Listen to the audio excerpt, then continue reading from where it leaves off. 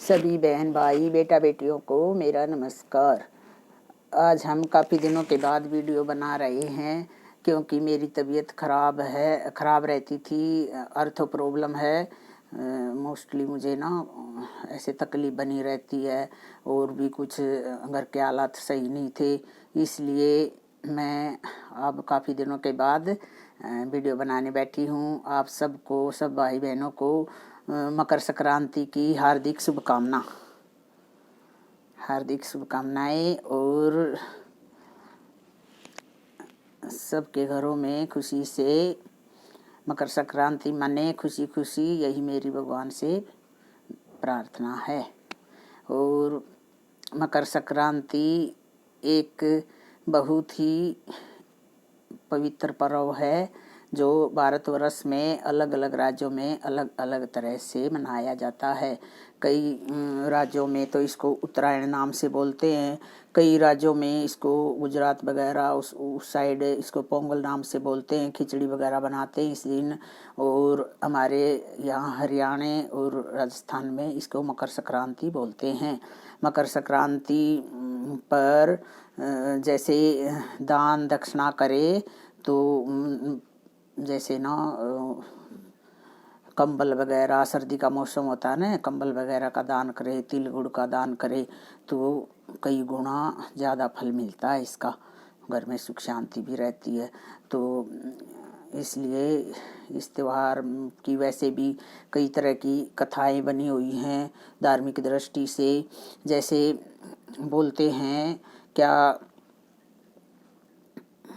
इस दिन विष्णु भगवान ने सारे राक्षसों का विनाश कर दिया था और उनकी जो मुंड थे, उनके सिर थे, उनको इकट्ठा करके मंदार पर्वत के नीचे दबा दिया था। और फिर ऐसा माना जाता है जितनी भी नेगेटिव एनर्जी थी वो सारी उसके नीचे दब गई। तो इस दिन एक ये भी माना जाता है कि इस दिन बुराई का अंत हो जाता है और नए सिरे से पॉजिटिव एनर्जी लेनी चाहिए और जो नेगेटिव एनर्जी है उसको दबा देना चाहिए, उसको ख़त्म कर देना चाहिए। अच्छा प्रण लेना चाहिए कि भाई आज से हम अच्छी सोच रखेंगे, बुरी सोच को हम दफन कर देंगे। ऐसे विचार करके अपने आप को ऐसे करना चाहिए, सुधार की तरफ ले जाना चाहिए। और इस दिन वैसे भी साइंटिफिक दृष्टि से भी बोलते हैं, जैसे सूर्य न उत्तरायण की तरफ हो जाता है, धनु राशि से मकर राशि की तरफ प्रवेश करता है, इसलिए भी इसको मकर राशि में जाता है तो इसलिए इसको मकर संक्रांति बोलते हैं। और मकर संक्रांति में एक वो बहुत बड़ी कथा है, वो मैं सुना नहीं पाऊँगी। सूर्य और शनि की, सूर्य शनि का पिता है और ये सूर्य आज के दिन शनि की राशि में मकर राशि में जाता है। तो बहुत बड़ी कथा है, तो इसलिए मैं नहीं सुना पाऊँगी। और बस यही मान लो कि भाई मकर संक्रांति के दिन और भी बहुत सी बातें जुड़ी हुई हैं जो अब बताना असंभव है।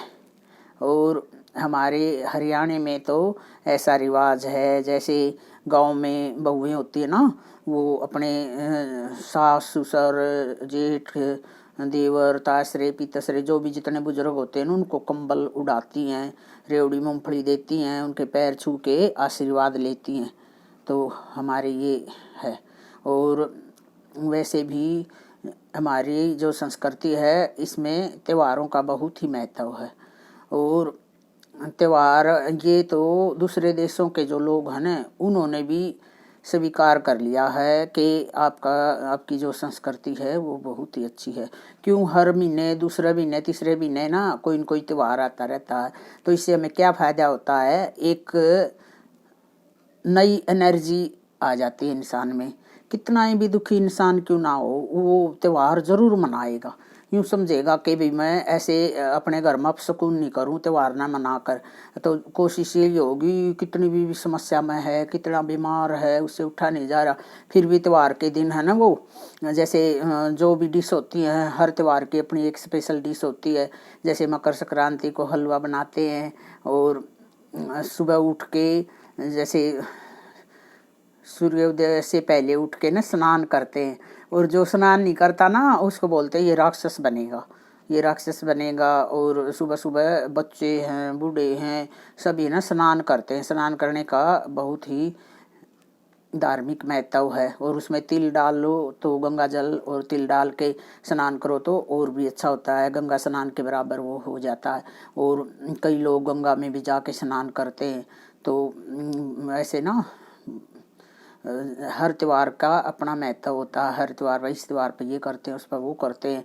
तो दूसरे देशों के लोगों ने भी ये माना है क्या भारतीय संस्कृति बहुत अच्छी है। क्यों, वहाँ बहुत कम त्यौहार होते हैं, साल में बस एक ही त्यौहार होता है। जैसे क्रिसमस डे मना लेते हैं, बस साल में एक बार मना के फ्री हो जाते हैं, सारी साल बोरिंग हो जाती है। और यहाँ ये फायदा है कि हर महीने कोई न कोई त्यौहार आता रहता है, एक नया जोश उत्पन्न हो जाता है हर इंसान में। ये त्यौहार मनाएंगे, ये करेंगे, वो शॉपिंग होती हैं, तैयारियां होती हैं, रिश्तेदारों से बधाइयाँ बोलते हैं, शुभकामनाएं बोलते हैं। तो ये ना एक ऐसी हमारी संस्कृति है, इसमें ना ताजगी बनी रहती है और बोरिंग लाइफ ख़त्म हो जाती है। और जैसे ना नए नए संकल्प करते हैं, जैसे मकर संक्रांति पे भी नेगेटिव विचारों को छोड़ के पॉजिटिव विचारों को ग्रहण करना चाहिए और संकल्प लेना चाहिए। ऐसे ही दशहरा पर होता है, बुराई को छोड़ के अच्छाई की तरफ हमने पैर रखना चाहिए, बढ़ना चाहिए। तो ऐसे हर त्यौहार का कोई न कोई मतलब होता है, कोई न कोई महत्व होता है। इसलिए त्यौहार हमारे संस्कृति के लिए, हमारे देश में बहुत ही ज़रूरी हैं। त्योहारों से एक अलग ही तरह के संस्कार बनते हैं इंसान में। और आप सभी से प्रार्थना है, आप भी कुछ ऐसे प्रण लेना कि हम नेगेटिव विचारों को छोड़ेंगे, अच्छे विचार ग्रहण करेंगे और समाज में अच्छाई फैलाएंगे, अच्छे रोल करेंगे, अच्छे इंसान बन के रहेंगे। ऐसे आप सब ने प्रण करना, संकल्प करना अपने आप में, और अपने आप को सुधार करने की तरफ लेके जाना। और अब तो मैं इतना ही कह पाऊँगी। जय माता दी।